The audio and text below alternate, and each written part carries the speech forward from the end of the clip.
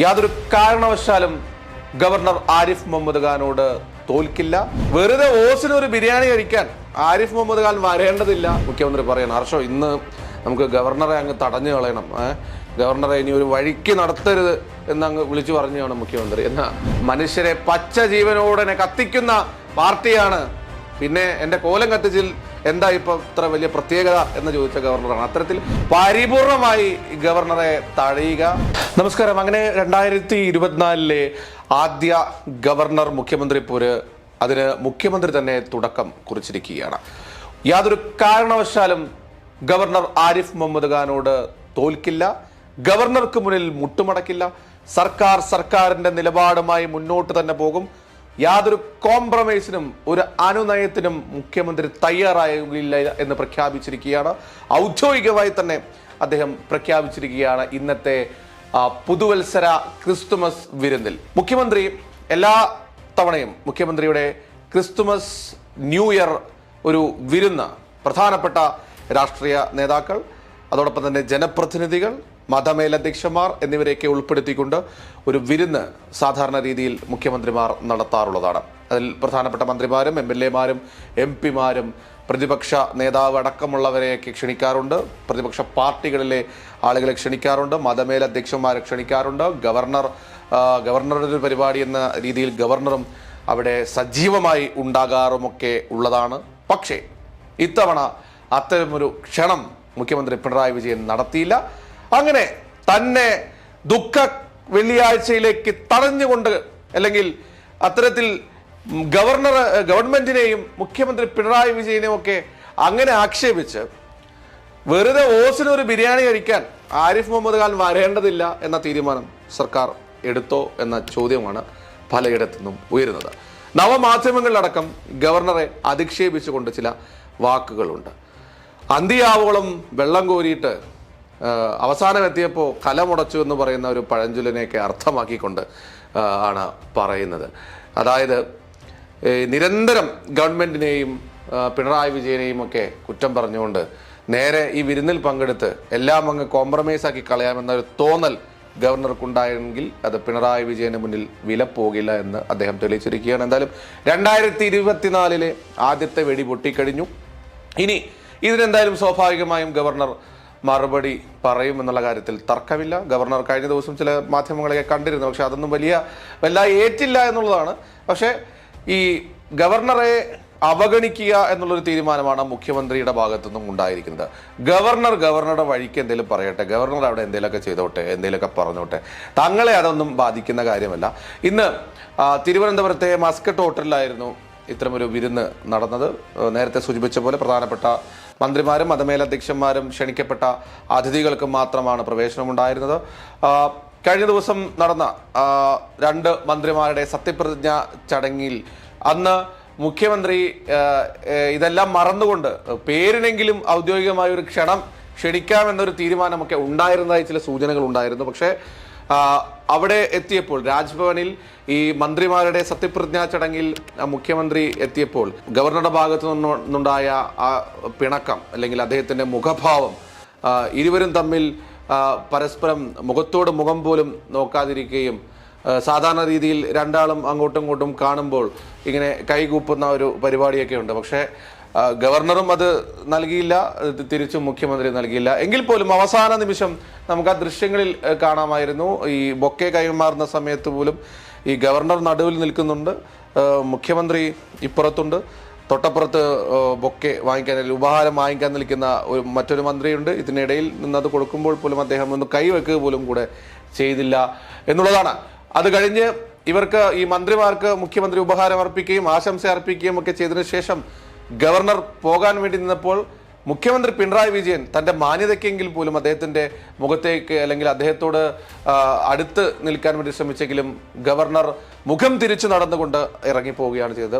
ഈ ഒരു സാഹചര്യത്തിലാണ് മുഖ്യമന്ത്രി ഗവർണറുടെ ചായ സൽക്കാരത്തിന് പോലും നിൽക്കാതെ അദ്ദേഹം ക്ലിഫ് ഹൗസിലേക്ക് മടങ്ങിപ്പോയത്. സാധാരണ രീതിയിൽ മന്ത്രിമാർ സത്യപ്രതിജ്ഞ ചെയ്തു കഴിഞ്ഞാൽ ആദ്യം ഗവർണറുടെ വക ഒരു ചായ സൽക്കാരം ഉണ്ടാകാറുണ്ട്. അത് രാജ്ഭവനിൽ വെച്ച് തന്നെ നടക്കാറുണ്ട്. അതിൽ എല്ലാ മന്ത്രിമാരും സ്വാഭാവികമായും ഈ 2.5 വർഷത്തിന് ശേഷം നടക്കുന്ന ഒരു പരിപാടി ആയതുകൊണ്ട് മറ്റു മന്ത്രിമാരും ജനപ്രതിനിധികളും ഒക്കെ ഉണ്ടാകും. അത്തരത്തിൽ ഈ ക്ഷണിക്കപ്പെട്ട അതിഥികൾക്ക് അവിടെ ഒരു ചായ സൽക്കാരം നടക്കാറുണ്ട്. ആദ്യം നമ്മൾ കരുതിയത് ആരിഫ് മുഹമ്മദ് ഖാൻ ഈ പരിപാടി പെട്ടെന്ന് കഴിഞ്ഞ് അദ്ദേഹം ഇറങ്ങിപ്പോയത് സ്വാഭാവികമായും ഇനി ചായ സൽക്കാരത്തിന് വരുന്ന അതിഥികളെ ക്ഷണിക്കാൻ അദ്ദേഹം പോയതായിരിക്കും എന്നാണ് ആദ്യം കരുതിയത്. തൊട്ടു പിന്നാലെ മുഖ്യമന്ത്രി പിണറായി വിജയനും ഇറങ്ങിപ്പോയി. അപ്പോൾ നമ്മൾ കരുതിയത് എന്നാൽ ഇത് നേരെ ചായ സൽക്കാരത്തിലേക്ക് പോകാനായിരിക്കും. ഇരുവരും തമ്മിൽ ചിലപ്പോൾ ഒറ്റയ്ക്ക് കൂടിക്കാഴ്ച നടത്തുമായിരിക്കും, സംസാരിക്കുമായിരിക്കും.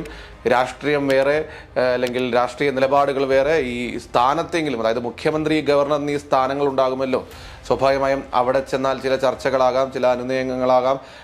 ഈ മാധ്യമങ്ങൾക്ക് മുന്നിൽ ജനങ്ങളെ പൊട്ടന്മാരാക്കാൻ വേണ്ടി പല കാര്യങ്ങളും പറയുമെങ്കിലും ഇവർ തമ്മിലുള്ള അന്തർധാര സജീവമായിരിക്കും എന്നൊക്കെയാണ് നമ്മൾ കരുതിയത്. പക്ഷേ മുഖ്യമന്ത്രി പിണറായി വിജയൻ ആ ചടങ്ങിൽ പങ്കെടുത്തില്ല.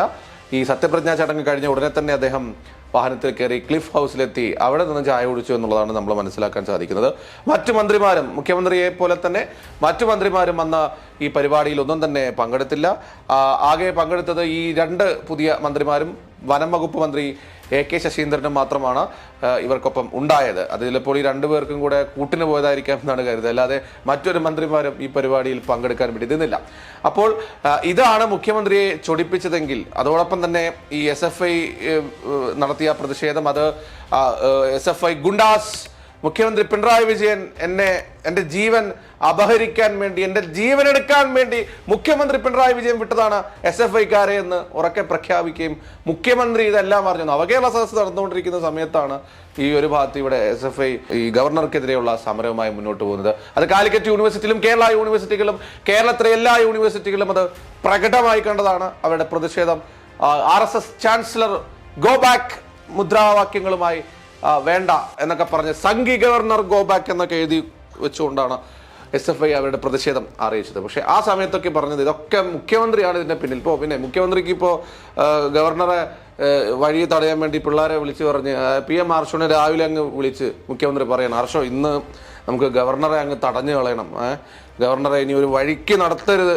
എന്നങ്ങ് വിളിച്ചു പറഞ്ഞാണ് മുഖ്യമന്ത്രി എന്ന രീതിയൊക്കെയാണ് ഗവർണർ പറഞ്ഞത്. അപ്പോൾ അതൊക്കെ തീർച്ചയായും ആക്ഷേപം. കാരണം അദ്ദേഹത്തിന്റെ ഗവൺമെന്റാണ് ഇവിടെ. ഈ ഗവർണറുടെ ഗവൺമെന്റ് അല്ലേ എൻ്റെ ഗവൺമെന്റ് എന്ന് എപ്പോഴും പറയുന്ന ഈ ഗവർണർ തൻ്റെ ഗവൺമെന്റിലെ മുഖ്യമന്ത്രിയെയാണ് പരസ്യമായി മാധ്യമങ്ങൾക്ക് മുന്നിൽ ഈ അധിക്ഷേപം നടത്തുന്നത്. അതും ഒരു സാധാരണ രാഷ്ട്രീയ പ്രവർത്തകനെ പോലെ മാധ്യമങ്ങളെ കണ്ടുകൊണ്ടിരിക്കുക. ഈ തമിഴ്നാട്ടിലും മറ്റു ഇടങ്ങളിലുമൊക്കെ ഇത്തരത്തിൽ ഈ ഗവർണർ സർക്കാർ പോര് രൂക്ഷമാണെങ്കിൽ പോലും ഈ ഗവർണർമാർ പല പരിപാടികളിൽ നിന്ന്, ഇപ്പോൾ കഴിഞ്ഞ ദിവസം ഈ സ്റ്റാലിൻ ഒക്കെ ഉള്ള ഒരു വേദിയിൽ ഗവർണർ ഇറങ്ങിപ്പോകുന്നതായിട്ട് കണ്ടു. എനിക്ക് തോന്നുന്നത് ഒരു ബജറ്റ് സമ്മേളനത്തിന്റെ ഭാഗമായിട്ടുള്ള നയപ്രഖ്യാപന പ്രസംഗത്തിൽ വന്നപ്പോൾ ഉണ്ടായ എന്തോ ഒരു കാര്യമാണെന്ന് വിചാരിക്കുന്നു.